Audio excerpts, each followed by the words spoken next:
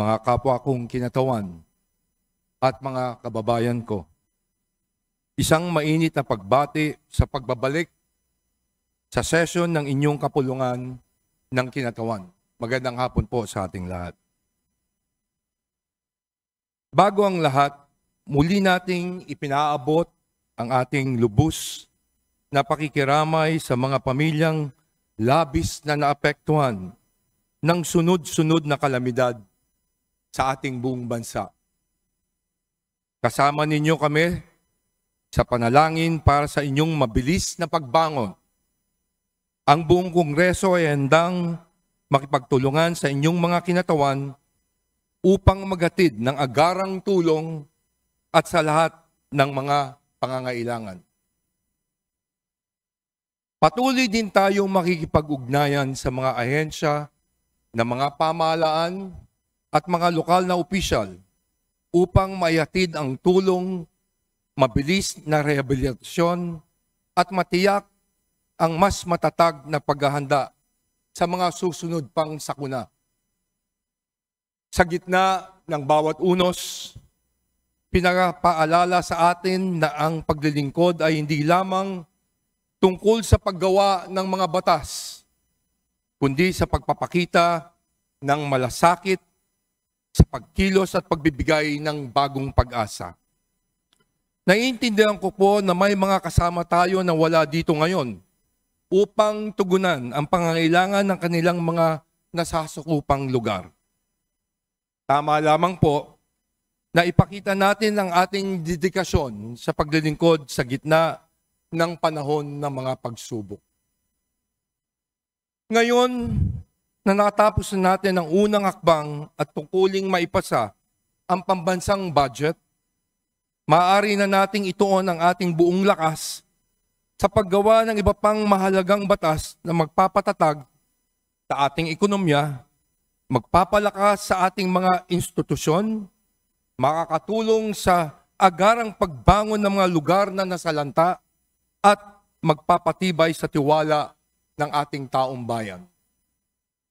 Ngunit, sa pagbubukas ng bagong yugto ng ating paglilingkod sa bayan, kakailanganin nating harapin ang mga katotohanan.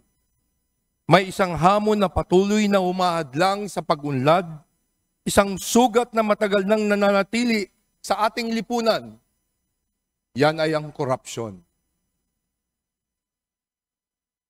Ito ang kalawang gobyerno na ito ang kalawang ng gobyerno na unti-unting kumakain sa tiwala ng ating mga mamamayan.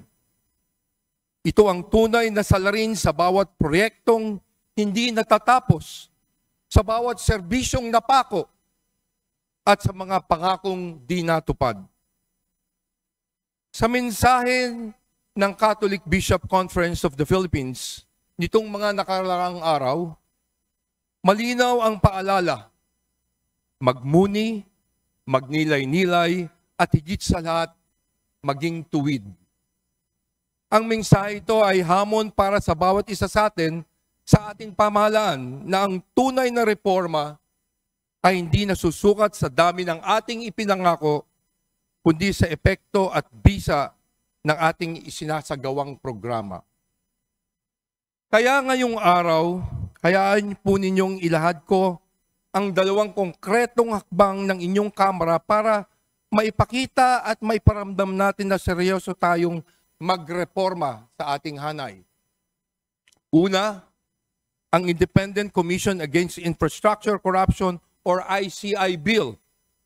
Sa harap ng mga ulat ng katiwalaan at ghost projects, hindi sapat ang galit. Kailangan natin ang solusyon. Ang ICI Bill ay makakatulong upang mapanagot ang mga individual na sangkot sa katiwalaan sa flood control projects. Malinaw ang ating mensahe. There will be zero delays in the passage of this measure because our people have zero tolerance for corruption.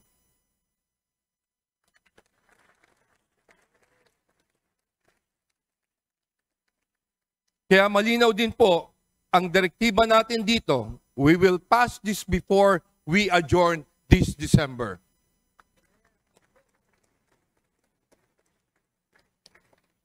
Pangalawa, ang paghahain ng panukalang anti-dynasty bill.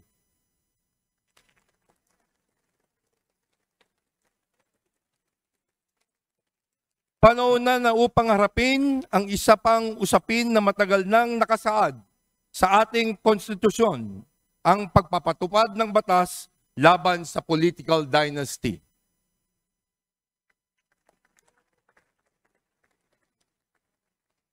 Alam ko pong maraming magtataas ng kilay sa usaping ito.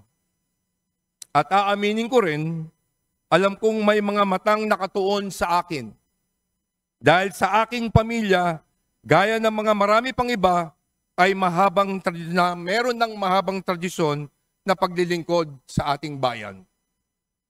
Hindi ko po itinatanggi sapagkat naniniwala ako na ang paglilingkod ay hindi minamana, kundi ipinagkakatiwala ng taong bayan.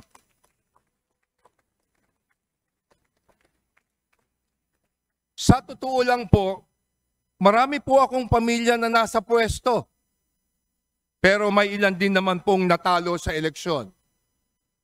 Sa uli, taong bayan pa rin ang nagpasya kung sino ang gusto nilang mamuno sa kanilang mga lugar.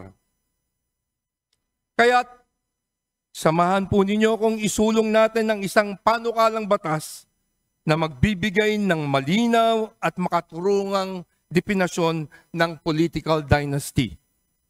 Isang definasyon na tapat ng diwa sa ating saligang batas na nakatuon sa pagpapalakas ng ating demokrasya.